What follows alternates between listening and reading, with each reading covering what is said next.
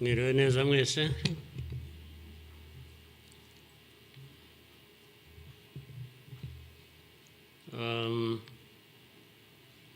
Ngira ngo biroroshye wenda kugira aho mpera.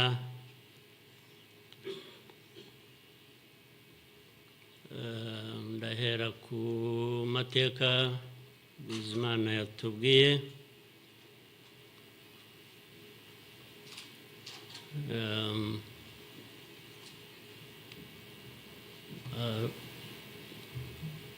Arambuye afite ibimenyetso ashingiyeho, ariko ndagira ngo mbanze nshimire mwese abari hano mwaje kwifatanya n'igihugu n'Abanyarwanda, cyane cyane mwebwe abaturuka hanze mu bindi bihugu cyangwa abihagarariye hano mu gihugu cyacu.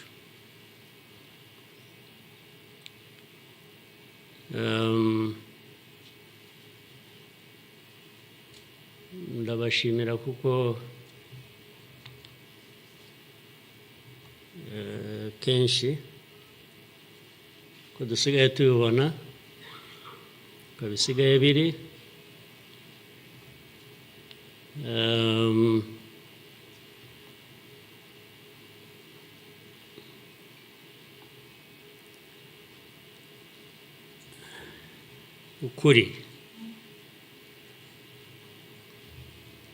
ukuri ntabwo kukigenderwaho.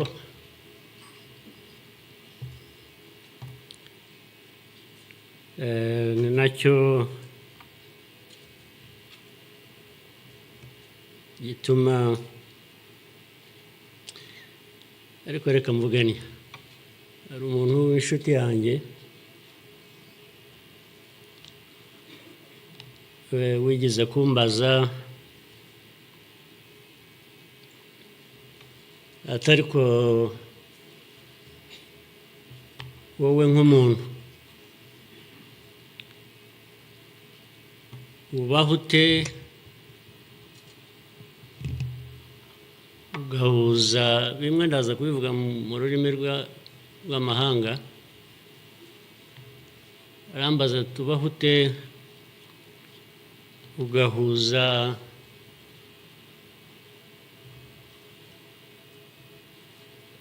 the dark past and the cruel present.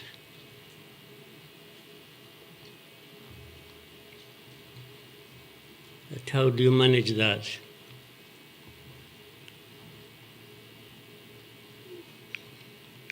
Ariko uko nabyumvaga ntabwo ari igihe yabazaga gusa, yabazaga u Rwanda. Uvuga ngo u Rwanda mubaho muti, with a very dark past and a very cruel present.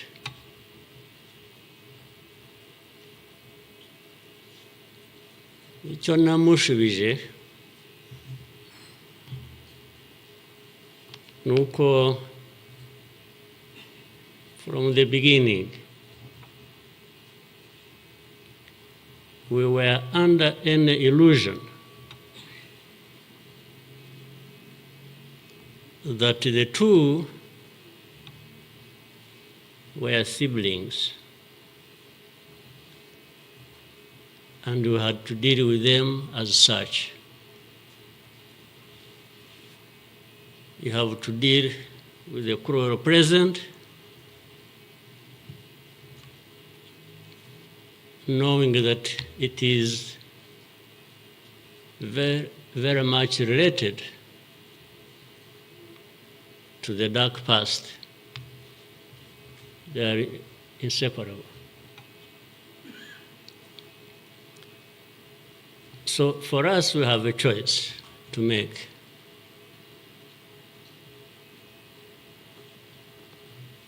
You are either crushed in between and you stop existing, or you stand up and fight.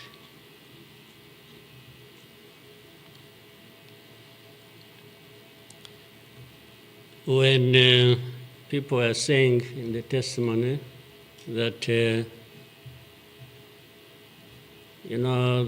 the hope they have and that what happened here 30-something years ago will never happen again.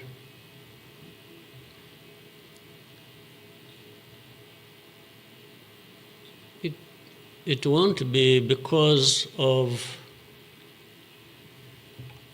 those who were responsible for that dark past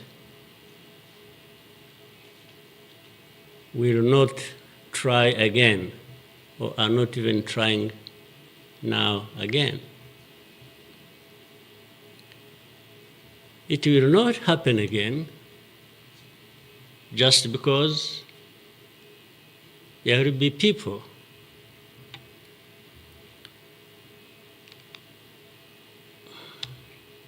who will stand up and fight.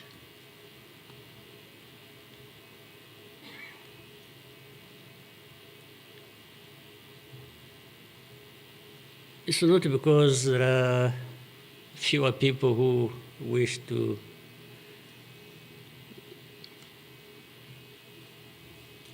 perish or who would have wished us all to disappear, this country to disappear.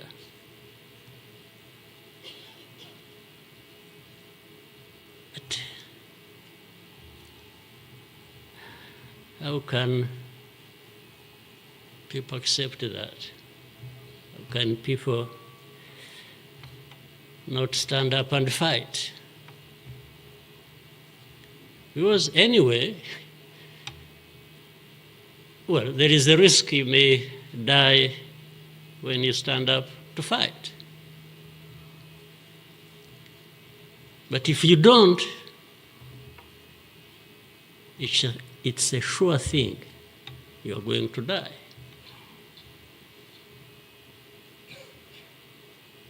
So why don't I try the former? Why don't I try to stand up and fight with the chance that you might survive and live on your life as you want it, instead of giving up and you let people treat you as if for you to live, it's a favor that they are going to do for you. Why?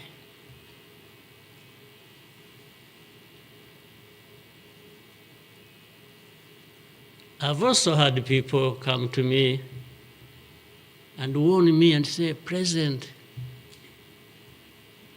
you are too vocal. You say things that challenge these people who have the power in their hands, and they're going to kill you. Well, first of all, it means they're killers. But my answer to them is, you know what? If I were to be there to just accept these things to happen, I don't think I would count myself as living anyway. It's like I would already be dead. To live a life of lies, of pretense,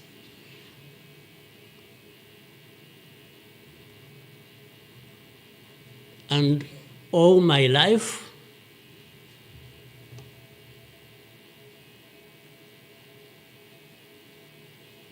to somebody else,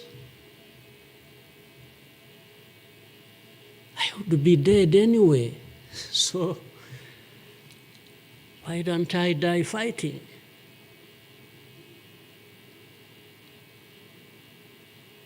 So you Rwandans, why don't you die fighting? Instead of dying anyway, just dying like flies. Why?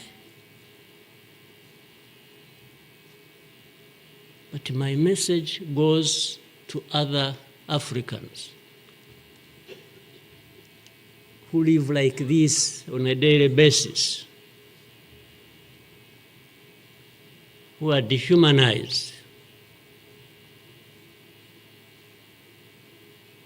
And they accept it and they beg. I can't beg to live. I can't beg anybody.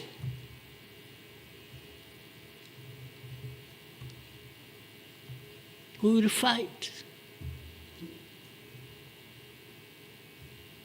If I lose, I lose. But there is a chance. There is a chance, a significant chance, that if you stand up and fight, you will live. And you will have lived a dignified life that you deserve, that anybody else deserves. So these people who are there to the UN, they are there to these Western capitals, they are everywhere, they are just saying, Rwanda, this small country, this Rwanda. I mean, you see, when you are talking about Rwanda and ganging up together against Rwanda, you think it's some country that is, Then when I remember the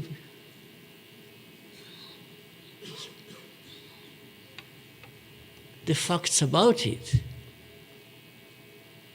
I just imagine the world has gone amok.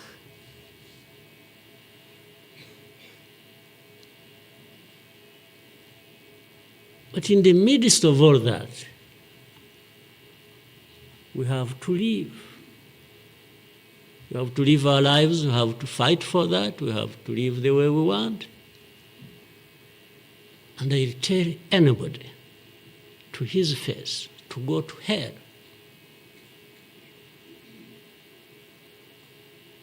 If anyone comes around and thinks they can, they come and say, hey, we're going to sanction you. To what? Go to hell. Just go to hell.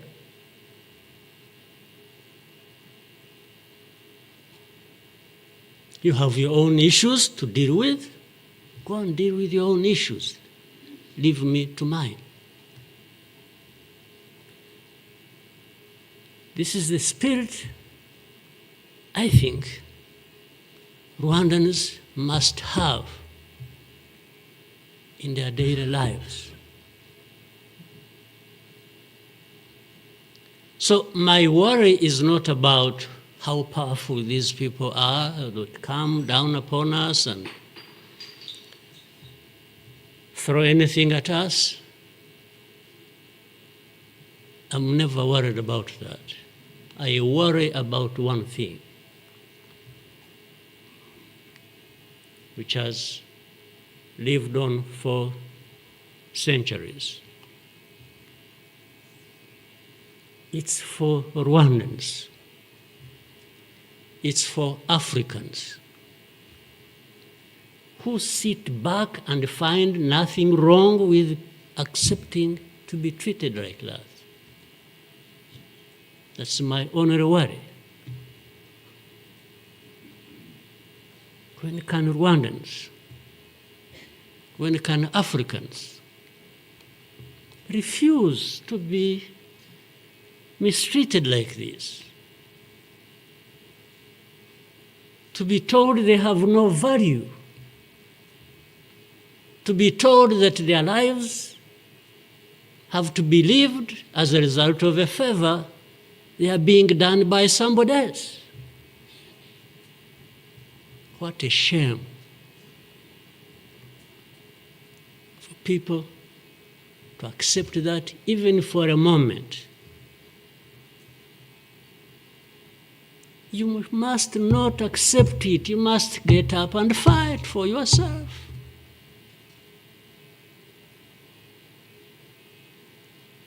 And then you have fools leading countries and being used as puppets.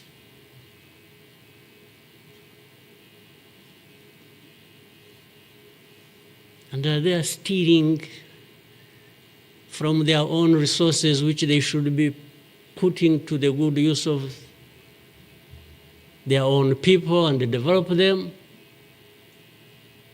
They just put everything to their own use, find billionaires in a sea of poverty, millions of people going hungry, and their leaders, billionaires, money that has been stolen from the resources of these people, and these are the ones received in Western capitals and praised, and when, Rwanda is being crucified literally at the UN, everywhere, these are the ones who show up and everybody is doing their bidding.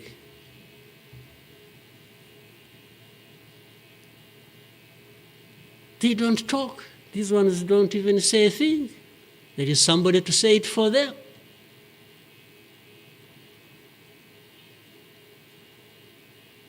You don't say a thing. Even in meetings where solutions are being thought about and crafted and so on, they are absent because somebody else is there. They are addressed there. When their name comes up, they say, no. You see, I see it on a daily basis. Somebody has agents, orders them, pays them to go everywhere preaching hate speech,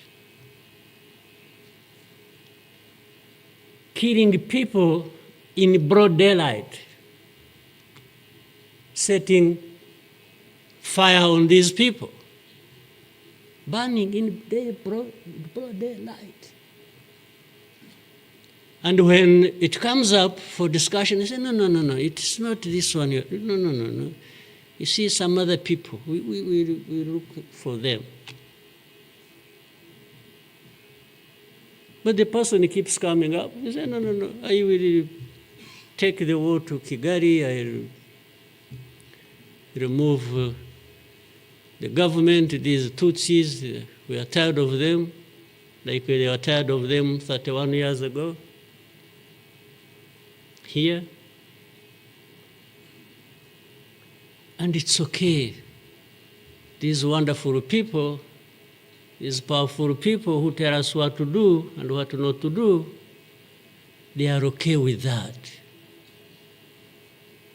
They are fine with that.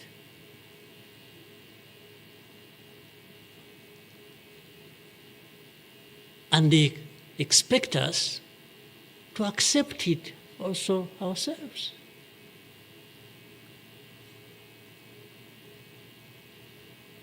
In broad daylight.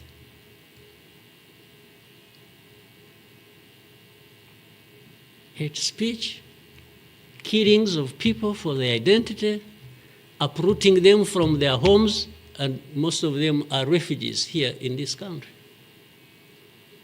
We have 125,000 people as refugees who have been living in camps, uprooted from their homes in Eastern Congo. And then these powerful, good people come here and pick 1, 2, 3 another day 5, if there are many, to go and settle them in those beautiful countries of theirs. And they leave the majority here. And they expect us to be thankful that that's a huge gesture of generosity.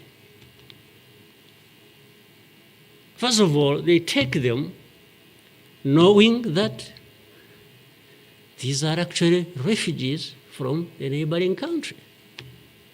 They don't take them as Rwandans. They take them as refugees from Congo.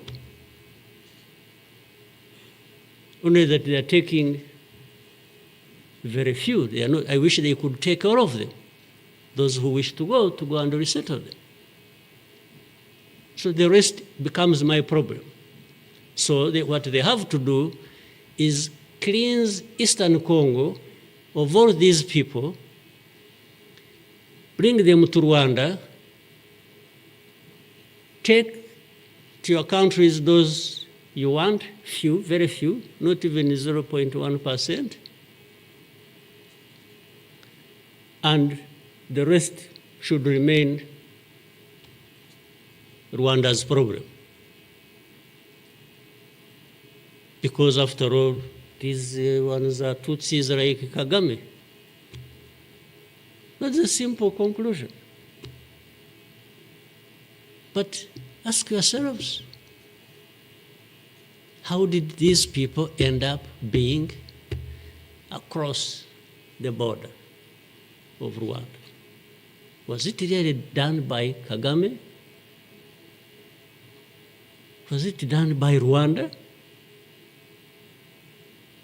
No, for us, we are here lucky that we are alive, that we survived.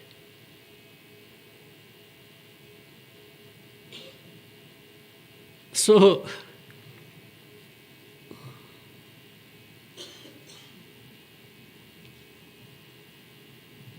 but as I say this,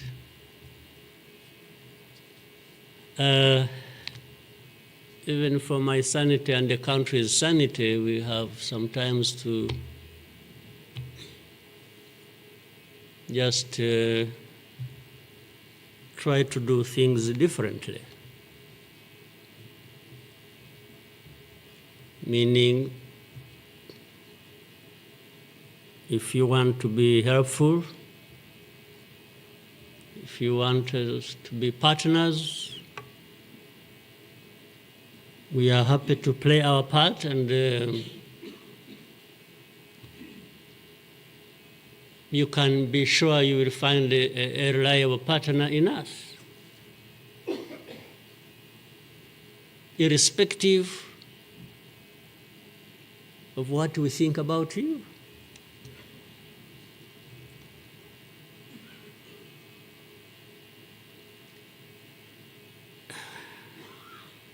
You know, this whole thing you see every day, you know, you have heard of groups, what is it? Group of experts. You have heard of that thing? These are people who go around, experts who are supposed to know better our situation than ourselves. Can you imagine? And the ones who lead those groups are the very people connected with this history I'm talking about, or that Bizimana was talking about. Can you imagine the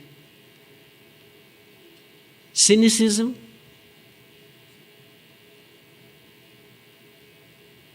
And this expert comes to me and asks me, you know, but this,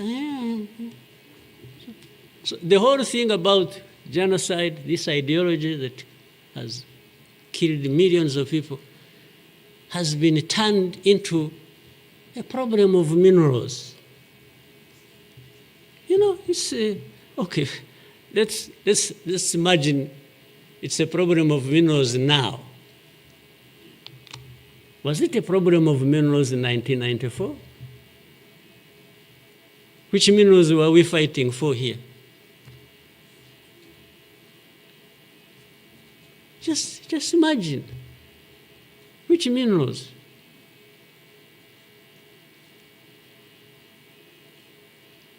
Second, if it were to be minerals, how many are actually fighting for these minerals in those places, assuming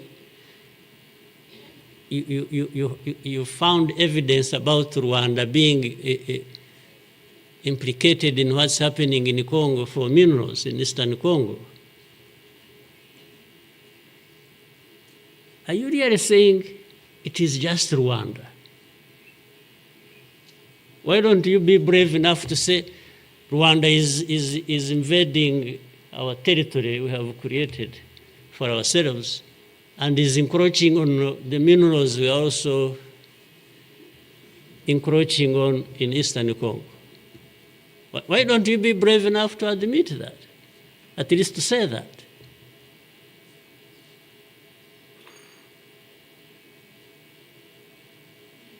Minerals? If what is the allegations, if these allegations were true, you know what? Rwanda would be as rich as you are, those who make the accusations. Would not be needing your money at all. Which you give us nothing and you come and beat us up for for everything. I mean, yeah, that is the world between the dark past and the cruel present.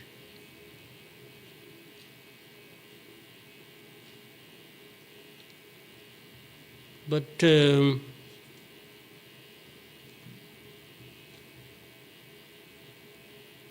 what didn't kill us and finish us 21 years ago has hardened us, has prepared us for the bad things that will always come anytime these people want and wish. Honestly, I want to assure you, we will not die not fighting like last time. And fighting does not involve invading anybody's territory, does not involve going after something that is not ours. Fighting, I mean, is if you find us here and want to treat us the way you want that we have seen in the past, I just want to assure you, you will not succeed. You will not succeed. I think I beg all these Rwandans, we should be itching for a fight with anybody who wants to come here and turn things upside down. And I think there are many who are ready to join for that. But for our friends, our partners, please, don't misunderstand us, don't mistreat us. We have had enough of it. Take it somewhere else. Take it somewhere else. You know, this Bizimana who was telling you this whole history, by the Bizimana, if you could compile that and distribute it to our friends and all of us. I actually want a copy of what you... But I think you should give our friends and others, they need to... Much as in the cruel present, facts don't matter, evidence doesn't matter, the truth doesn't matter. What matters is what pleases you on any day, and doesn't matter what facts about others. But and I was saying this because this Bizimana made another presentation another time that involved the same people he was talking about. And the next day, from embassies, people came to him, threatening him. You know, they even, they're so foolishly brave to just, you know, they went to him. And I think another message went through Foreign Affairs. It's like this man who is saying this, and he was not saying it is not true, but he was saying no for daring to say it, even if it is the truth. Yes, they threatened him, and they even started threatening he will not get a visa to travel to some places, face to face, like that. Somebody from the embassy threatening our minister. Of course, I can't blame them that, given this history we have had, that from the embassy they even think they are above the minister. Yeah. He just come and say, you dare say this.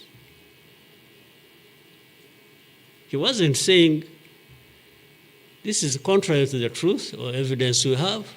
Why did you present lies? No. He was just saying, whether lies or truth, you shouldn't have said it. That is the cruel present we live in, but we must confront it, and we will. We shall. No question about it. I've also told people that anyway, for us, we are in a sort of not bad position, because the worst has already happened to us. I don't think anything worse will happen, ever. So those who are scared, fearful of anything, I just want to console you in some way, if you may, that actually the worst has already passed. When we lost the people during that time, the young man was giving a testimony about. Do you think anything like that would ever happen again? I don't think so. So why would we be scared of anything? The worst. The hurricane came and we took cover and things, and it has passed. And we rebuilt. We rebuilt our strength of all kinds. I don't think there is any other hurricane that will come and sweep across the country, destroying everything. I don't think so. So And this day always reminds us of some of the things that I ignored and the facts that remember the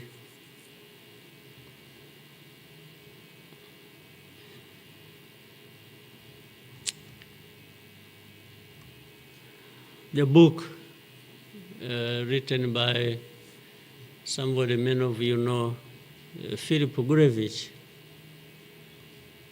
with a very long title. When he and this is a man who, well, at least I would have wished if they could think of such a man and put him in the group of experts, maybe they would benefit from. But you bring somebody just because she comes from a country that colonized Rwanda and that becomes the expert, I think that's not serious. But he said that the title of the book was, "We wish to inform you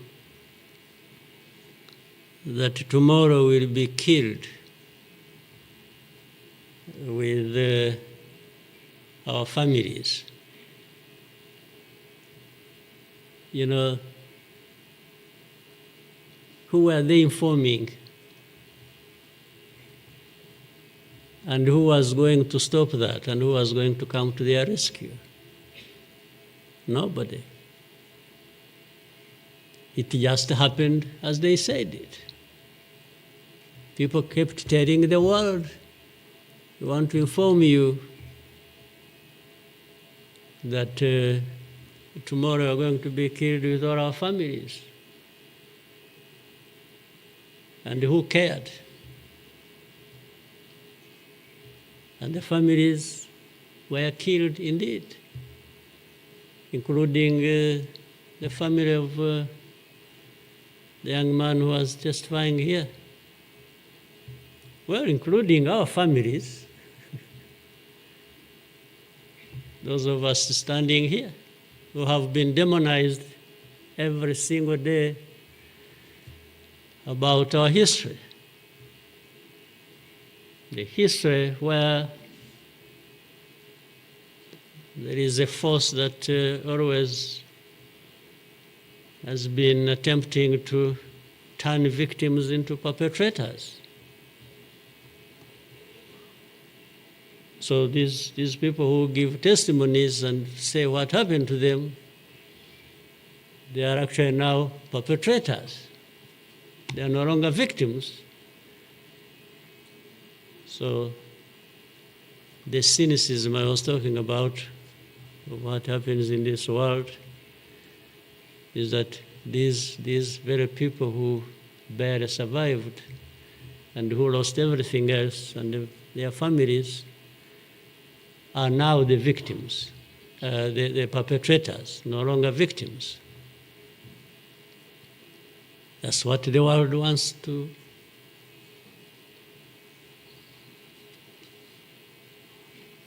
create about us.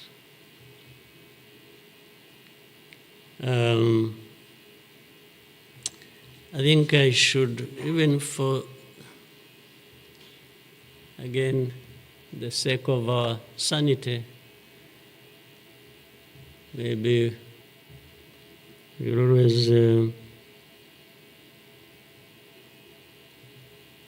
during the war times,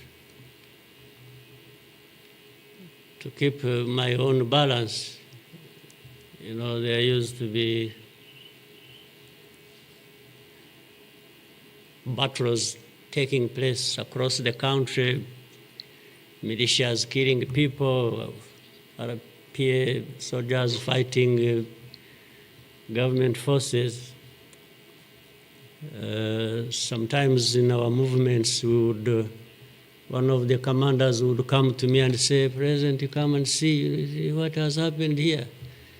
I went there once and saw a mass grave that they had just dug with caterpillars, and I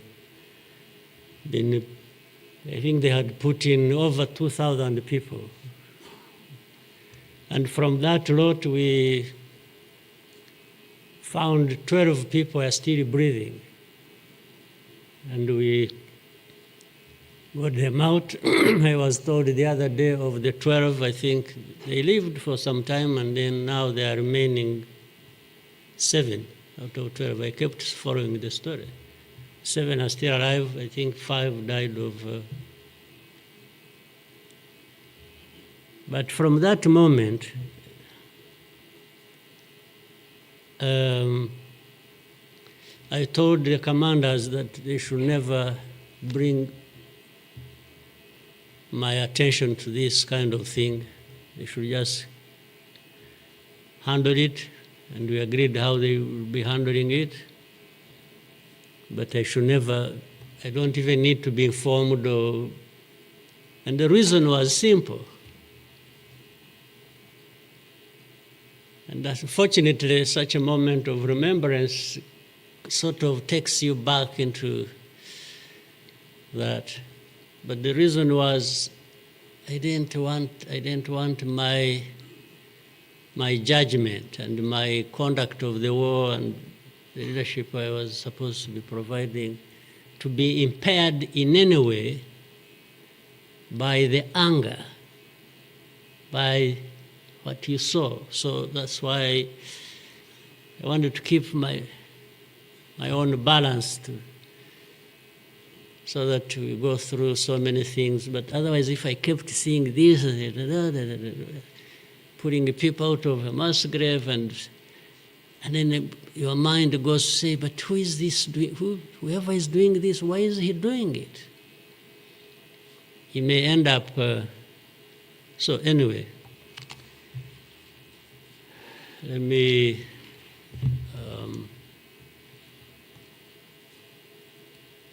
end here. There will always be another day, another year to commemorate our lost people. But for Rwandans, I beg you,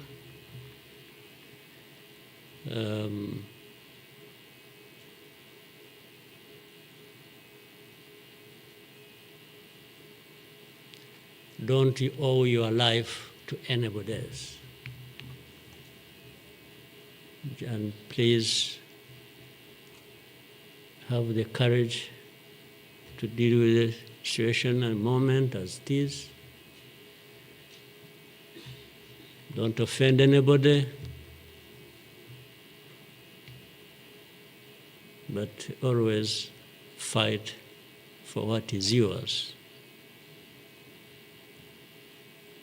Don't allow anybody else to dictate to you how you should live your life, because the moment you accept it, that is the day you have lost your life. God bless you.